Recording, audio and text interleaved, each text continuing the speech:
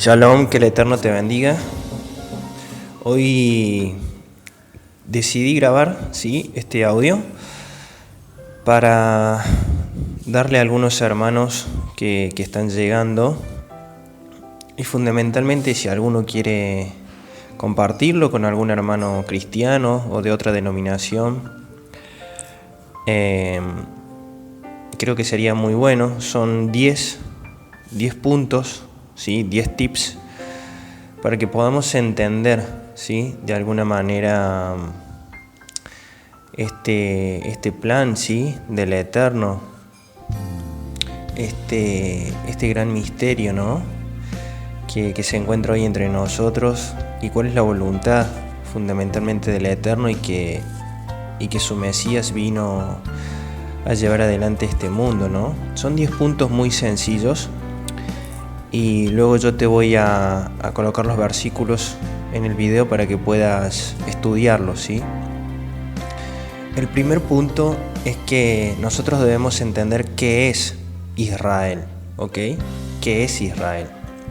El no entender este punto hace que caigamos en falsas y torcidas interpretaciones, Israel no solamente es ese estado judío, que hoy vemos por la televisión, por las noticias, sino que Israel es algo más que ese estado judío, Israel es un pueblo de fe, de emuná. Y claro, tiene mucho que ver con los hijos de Jacob, tiene mucho que ver. Pero quiero que anotes estos puntos y fundamentalmente estos calificativos. Israel es una oveja. Israel es una oveja. Todo el Tanaj y el Brit habla de eso. Israel es una oveja, Una oveja perdida. Una oveja que pertenece a un redil. No hay otros rediles. Yeshua menciona que tiene otro redil, Pero para entender ese redil debemos estudiar la situación del pueblo de Israel en medio de un pacto que celebró, y cuáles fueron las consecuencias de haber violado ese pacto, para que nosotros podamos discernir en el Brit o en el Nuevo Testamento, como tú lo conoces, dónde se encuentra ese redil y cuál es ese redil. En segundo lugar, Israel es un olivo. Israel es el olivo, es el olivo natural. Todo el Tanaj habla de eso. Israel es una mujer, Las escrituras la definen como una mujer. Israel es una adúltera, Israel es una ramera. Israel es una infiel, una esposa infiel. Israel es más. Israel es la niña de sus ojos. No hay otra niña de sus ojos, ninguna iglesia, ninguna denominación. Existe un pueblo, escogido por el Eterno, y ese pueblo es la niña de sus ojos, Israel ha sido una nación idólatra, El segundo punto, debemos entender qué sucedió en el Sinaí, en el monte Sinaí. Bueno, sucedieron muchas cosas, pero fundamentalmente Israel, por voluntad propia, contrajo una alianza, entró en una alianza con su Creador, aceptó las condiciones que el Creador le proponía, y entrar en una alianza con el Creador no hace otra cosa más que definir que Israel celebró un matrimonio, Israel contrajo nupcias en ese momento, firmó un contrato matrimonial, y el Eterno también firmó un contrato matrimonial, le puso un anillo, le hizo su esposa, estableció un pacto, El Dios de Israel es un Dios de pacto, pero posteriormente Elohim iba a divorciarse de Israel, debido a algunas circunstancias, algunas cláusulas que Israel no cumplió, y debidamente, como Elohim, como el Eterno, el Dios de Israel, firmó también un acuerdo, como es un Dios de orden, procede a cumplir con esas cláusulas, dándole una carta de divorcio, a la casa de Israel, más conocida como el pueblo de Efraín, o el reino del norte. En tercer lugar, debemos entender de que si nosotros no leemos los profetas, ¿sí? La Torá, los profetas y los salmos, nunca vamos a entender por qué el Mesías exclama que fue enviado a las ovejas perdidas de la casa de Israel, ¿sí? No menciona a Judá, ¿sí? Bueno, para ello debemos entender que la Torá establece algunos puntos respecto de un casamiento. Elohim también firma un acuerdo matrimonial y Elohim también da ejemplo de cómo debe cumplirse la Torá. La Torá no solamente es para el hombre. Elohim lo que hace debido al adulterio, ¿sí? Debido a que Israel, la casa de Israel, el reino del norte va en pos, ¿sí? De dioses que nunca había conocido, debido a no arrepentirse y volver a sus caminos. Para ello levanta profetas. El Eterno, conforme a ese pecado, ese adulterio, al no arrepentimiento, cumple con preceptos que están establecidos en la Torá y le da carta de divorcio. Le entrega una carta de divorcio a su pueblo, a la casa de Israel, cumpliendo con este precepto, ¿ok? La Torá establece que previamente, ¿sí? Antes de que un hombre le entregue carta de divorcio, carta de repudio a una mujer, debe levantar testigos, ¿sí? Estos testigos que el Eterno levanta son los profetas, y que el divorcio debe darse sí o sí mediante un documento por escrito, ¿sí? Una carta por escrito. Eso establece la Torá. No solamente es dar por dar un divorcio, sino que debe hacerse mediante un documento por escrito. Estos documentos por escritos, ¿sí? Que el Eterno le da a la casa de Israel no son más ni menos que las escrituras, ¿sí? De los profetas. Y ellos son sus testigos, ¿sí? Solamente el Eterno haría volver un pequeño remanente del reino del sur, de la casa de Judá, que también fue desobediente. ¿Por qué razón vuelve? Bueno, existe una profecía, ¿sí? En las escrituras de que habla de que el cetro de Judá no iba a ser quitado hasta que viniera el Mesías, ¿sí? El reinado de Judá no iba a ser quitado del todo hasta que se cumpliera la profecía mesiánica, ¿ok? No sucedió lo mismo con la casa de Israel, no hubo arrepentimiento y no solamente recibió conforme a la Torá del Eterno la carta de divorcio, sino que fue a parar en medio de las naciones. Las maldiciones, las cláusulas que firmó en ese contrato terminan alcanzándola hasta hoy en día, ¿ok? Es importante que entendamos de que toda la escritura y todo el Brit, todo el Nuevo Testamento, siempre habla de un remanente. El Eterno siempre hace volver un remanente e hizo volver un remanente tanto de Judá como lo hará también de la casa de Israel. Siempre se habla de un remanente. Yeshua nos habló de un pequeño rebaño, ¿ok? Un pequeño remanente, ¿sí? Eso es claro. El punto número 4. ¿Cuál es el objetivo fundamental de todo esto? ¿Sí? ¿O cuál es la voluntad del Eterno, la voluntad que viene a llevar adelante el Mesías? El objetivo fundamental de todo esto, más allá de la salvación, de la redención, ¿sí? De la reconciliación y restauración de todas las cosas, el objetivo fundamental es volver a casarse, ¿sí? Volver a casarse. El Eterno manifiesta a través de las escrituras, a través de sus profetas, todo el amor, toda la compasión. Él derrama su corazón, ¿sí? A través de los profetas, y es su intención volver a casarse con esa mujer infiel, que ella vuelva nuevamente a la tierra de Israel, que no pierda las promesas, ¿sí? La casa de Israel, Israel en sí, está ajena a la ciudadanía, perdida, fuera de pacto, expatriada, tal como lo establecen los discípulos, ¿sí? Está ajena a las promesas. Y no solamente eso, el Eterno manifiesta de que ese pueblo ya no era su pueblo, pero aún así, en el lugar donde les fue dicho, vosotros no sois más mi pueblo, en un futuro los llamaría hijos del Elohim viviente. Este pueblo esparcido, con un divorcio, está y fue asimilado en medio de las naciones, en medio de los pueblos, ¿ok? Eso es importante que lo entendamos. Y debe entrar nuevamente en una alianza para volver a casarse. Debe entrar nuevamente en pacto, ¿sí? Como decía, debe entrar nuevamente en pacto, ¿sí? la casa de Israel, esta esposa infiel, ¿sí? Al estar ajena a las promesas.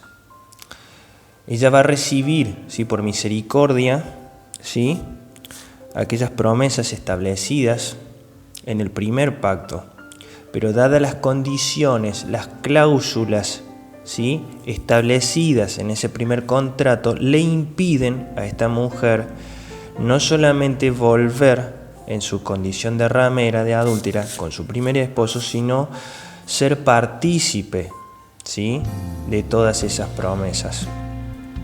¿Por qué? Porque ella desperdició absolutamente todos sus bienes. ¿Recuerdas el hijo pródigo?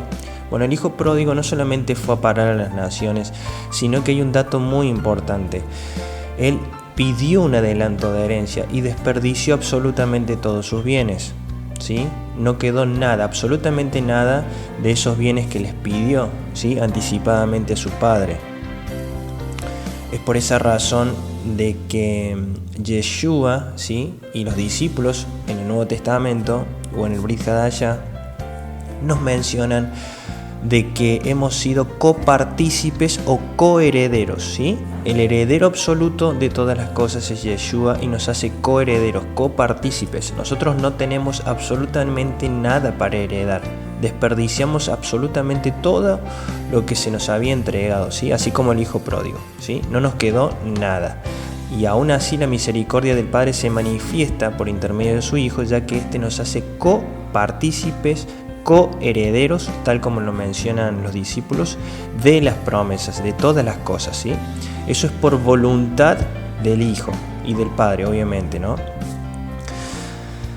Es necesario establecer un nuevo pacto para que la voluntad de Elohim y de Yeshua de volver a traer a esta mujer, ¿sí?, en una primera instancia, sea posible, ¿sí?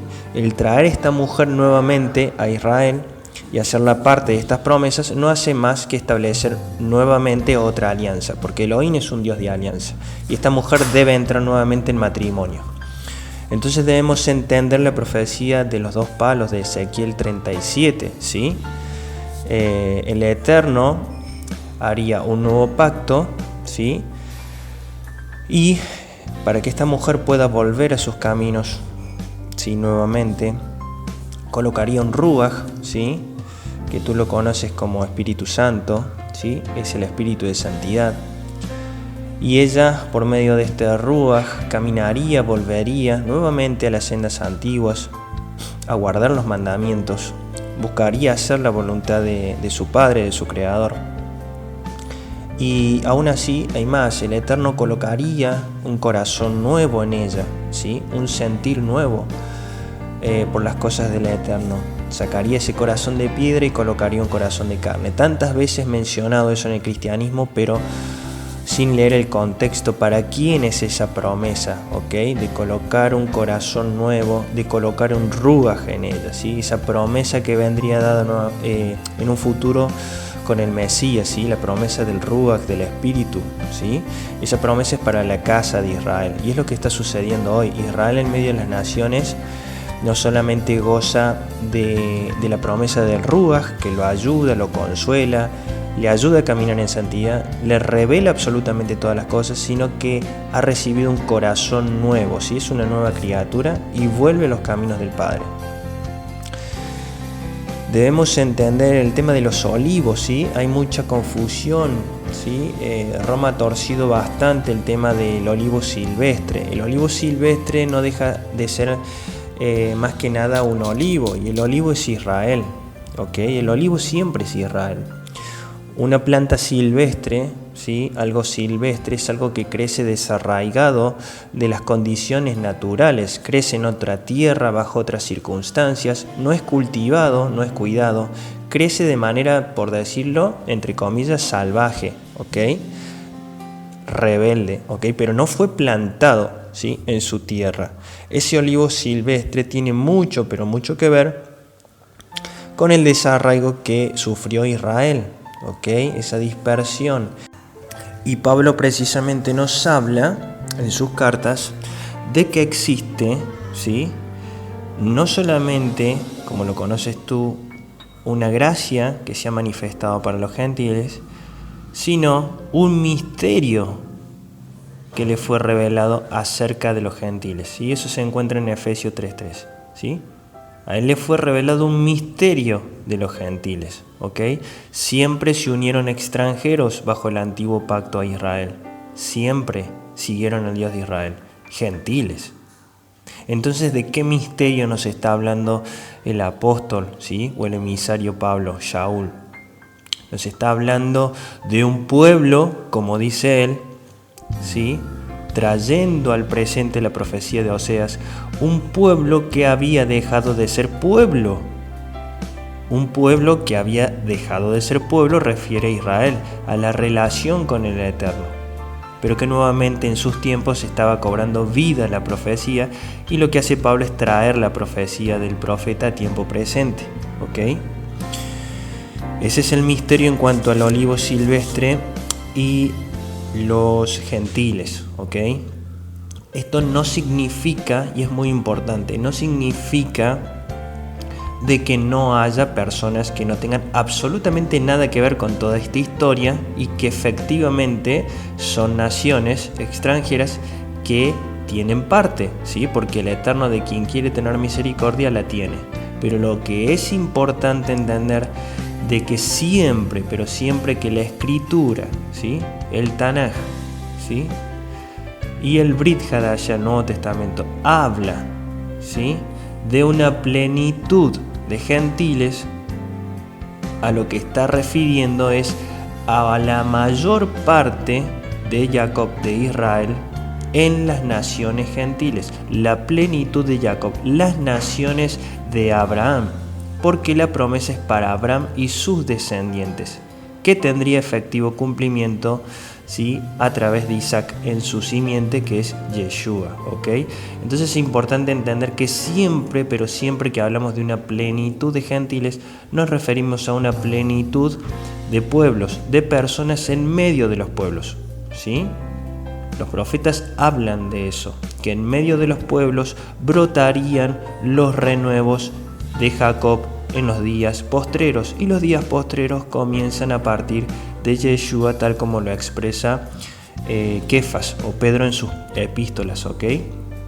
Eso es importante entender. Siempre que hablamos de una plenitud de gentiles, la mayor parte, ¿sí?, de las escrituras lo mencionan, se refieren a la plenitud de Jacob, ¿ok?, en las naciones, que tiene efectivo cumplimiento a través de una promesa, ¿sí? Desde el Bereshit, desde el Génesis, se habla de eso, una promesa dada a Abraham que pasa a su hijo Isaac, que pasa a su hijo Jacob, que pasa a Joseph, ¿sí?, y que pasa posteriormente a Efraín para tener cumplimiento en los siglos futuros, en los años venideros. ¿Ok? La plenitud de Jacob, ¿sí?, que sería enviada a las naciones debido a estos incumplimientos del contrato matrimonial, ¿sí?, del primer pacto. Un poquito hablando respecto de la ley de casamiento, de divorcio, de adulterio, retomando ese tema, bueno, debemos saber de que la Torá menciona de que una mujer, ¿sí?, en su condición de adúltera, no puede volver con su primer esposo. Elohim establece de que es una abominación de que una mujer adúltera en esa condición, ¿sí?, vuelva con su primer esposo. Bajo ningún concepto una mujer puede volver con su primer esposo. Pero aún hay más. Esa tierra está profanada, ¿ok? Está profanada, está contaminada. Por ende, cualquier persona que intente tomar a esta adúltera como esposa o se mancille con ella, ¿sí?, conviva con ella, también cae en adulterio. ¿Ok? Pero la voluntad del Eterno siempre fue traer a esta mujer nuevamente al redil. ¿Y cómo sería posible? ¿Cómo sería posible si la Torá lo prohíbe? Si la Torá está vigente, si nunca pasó, ¿cómo es posible que esa mujer vuelva a casarse con su primer esposo? Si es abominación en su estado, ¿sí?, en un estado profanado, contaminado, ¿cómo es posible? ¿Cómo es posible de que vuelva a entrar en pacto? Porque no puede casarse con el Creador si no está en alianza, ¿sí?, está divorciada. ¿Cómo puede hacerlo si ni siquiera tiene la posibilidad de llevar adelante un sacrificio expiatorio? ¿Sí? Porque la Torá establece de que es por medio de la sangre que se obtiene remisión de pecados. Si no hay templo, no hay sacerdotes, ¿sí? No hay Kohanim, no se pueden llevar adelante los sacrificios levíticos. ¿Cómo es posible que esa mujer entre en pacto y se case con el Eterno en su condición de adúltera? Y aún más, prohibiendo la Torá eso, que vuelva a su primer esposo. ¿Cómo es posible? ¿Cómo se puede llevar adelante? Bueno, esa respuesta la tenemos cada uno de nosotros, ¿sí? El Eterno tenía un plan y lo iba a llevar adelante a través de otras leyes que están en la Torá, como por ejemplo la ley del pariente redentor, ¿sí? Se necesita un pariente redentor para llevar adelante la remisión también de esta esclava, ¿sí? Porque en definitiva Israel es una esclava, está cautiva en medio de las naciones y se paga un rescate, ¿sí? Esa es una ley que está en la Torá que la explicaremos más adelante. Y es por ello de que esta mujer necesita de un sacrificio expiatorio, ¿ok? A pesar de que la Torá prohíbe que una mujer adúltera tenga la posibilidad, ¿sí?, de llevar adelante un sacrificio expiatorio porque no hay remisión de pecados, ¿sí? La mujer tiene que ser apedreada. Hay una pena capital sobre el adulterio. La muerte pesa sobre su cuello, ¿ok? No hay posibilidad para esta mujer adúltera. A pesar de ello, sí, el Eterno, en su benevolencia, en su infinita misericordia, establece este plan, preparó este misterio desde antes de la fundación del mundo, que tiene que ver con esa gracia, entre comillas, el favor del Eterno para esta mujer infiel en medio de las naciones, ¿ok? Alguien tomaría su lugar y se anularía, como dice Pablo, esa acta de los decretos que pesaba sobre nuestro cuello, sobre nuestra cerviz, sobre la cerviz de esta mujer adúltera, que era la pena capital, la pena de muerte. Nunca Pablo habla de que la ley está anulada, ¿ok? Sino que a lo que Pablo se refiere siempre en sus cartas es a que la justificación de una persona delante del Eterno había cambiado, ¿sí? O la justificación de Israel, de un remanente, había cambiado. Es por eso que debemos entender bien los conceptos de justificación y ley, ¿sí? Como dice Pablo, ya nadie es justo, ya nadie es salvo por obras de la ley, sino por emuná. Pero esa emuná nos lleva a guardar la Torá, a guardar los mandamientos, ¿ok? Pablo menciona en sus cartas que los hacedores de la ley, de la Torá, serán justificados y no los oidores. Entonces, ¿de qué habla Pablo? Bueno, Pablo habla de que una persona ya es considerada justa delante del Eterno por medio de la emuná, ¿no? Profesando emuná, fe en ese sacrificio expiatorio que el Eterno provee y que ya no es por obras, pero que esa justificación en el madero nos lleva a guardar sus mandamientos, ¿sí? A guardar sus preceptos y a hacer la voluntad del Eterno, porque sus mandamientos son buenos, ¿sí? Jeremías habla de eso, ¿sí? Que bueno es para el hombre llevar el yugo en su juventud. Ese yugo es la Torá, ¿ok? No es algo difícil, como mencionan los profetas, que está en el cielo, como para que alguien diga quién subirá al cielo y nos bajará, ¿sí?, la Torá para cumplirla. Bueno, por último, sí, mencionar de que el Brit nos habla mucho, el Nuevo Testamento, de que tenemos un sumo sacerdote, ¿ok? Menciona al Mesías como nuestro sumo sacerdote. Y si has tenido la posibilidad un poco de ver las funciones del sumo sacerdote, que son varias, ya que estamos hablando un poco de la gracia, del casamiento, del pacto, decirte de que un Cohen, ¿sí?, un sacerdote o un Cohen Agadol, un sumo sacerdote, puede casarse, ¿ok? Y esta mujer adúltera también puede casarse, a pesar de que es adúltera, ¿sí? La Torá la exime. Si el primer esposo muere, queda libre para contraer matrimonio. En tanto que está en vida, no puede contraer matrimonio. Pero puede contraer matrimonio si queda libre de esa ley que la ata, que firmó, esas cláusulas que están vigentes hasta el final de los días, ¿sí? Si es libre, ¿ok?, de esa ley que pesa sobre su cuello, ¿sí? Y un Cohen puede casarse con una mujer, ¿ok? Pero la Torá establece que para los sacerdotes, ¿sí?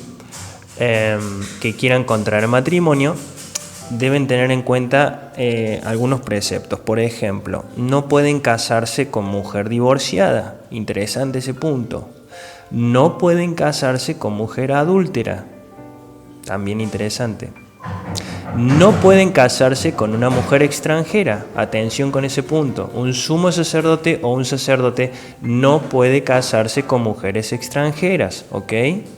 Eso es para que entendamos que la nueva alianza, ¿ok? O el nuevo pacto es con Israel, no es con otra nación.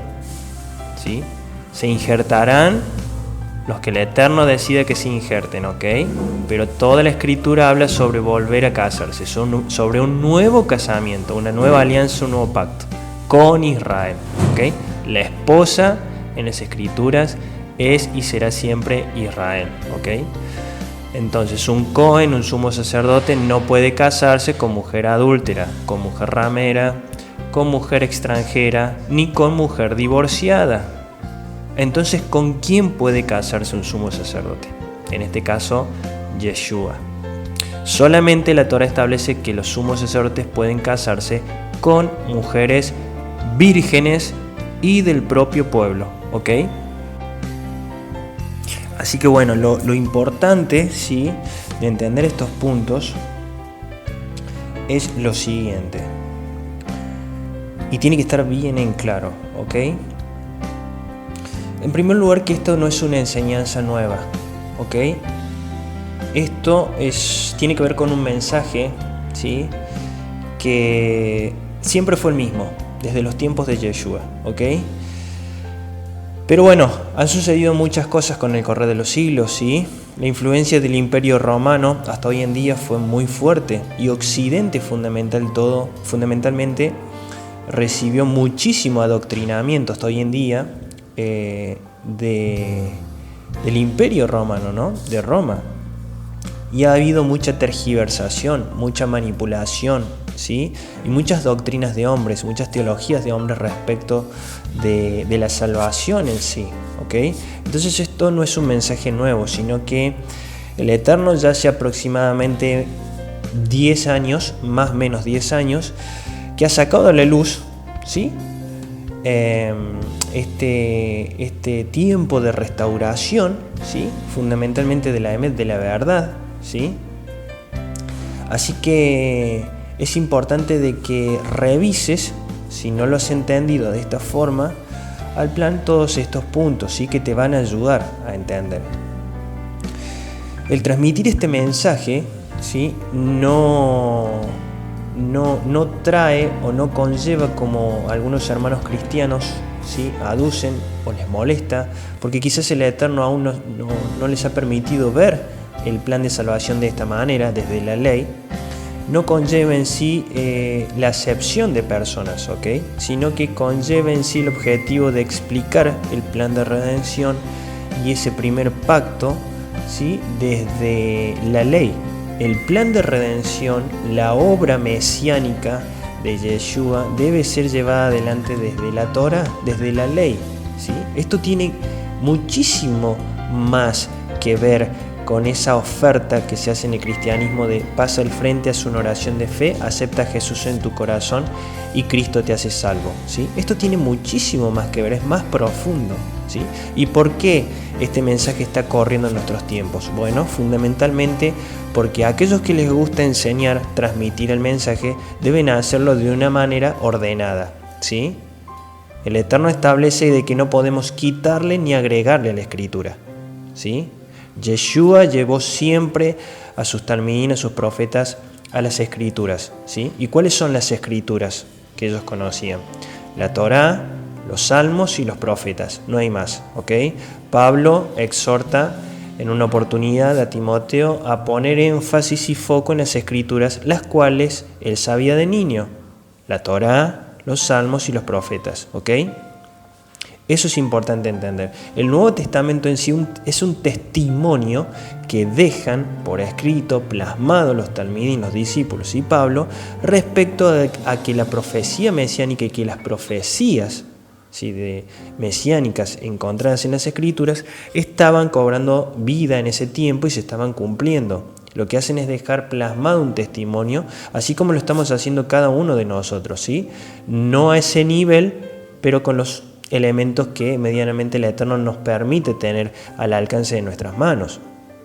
Pero si nosotros nos concentramos o nos enfocamos solamente en el Nuevo Testamento y en entender la gracia desde el Nuevo Testamento y la obra del Mesías, nunca vamos a llegar a un entendimiento cabal del plan de redención y posiblemente caigamos en doctrinas e interpretaciones cerradas respecto de las promesas para con el pueblo de Israel, ¿ok? Vamos a ver la salvación de otra manera y allí sí corremos el riesgo y corren el riesgo esas personas en caer en acepción de personas y fundamentalmente acepción de personas para con Israel, el pueblo de la promesa, ¿ok? Y no al revés, como aducen muchos de que este mensaje está trayendo en sí intenciones manifiestas en cuanto a la acepción de personas, ¿sí? Lo cual es incorrecto.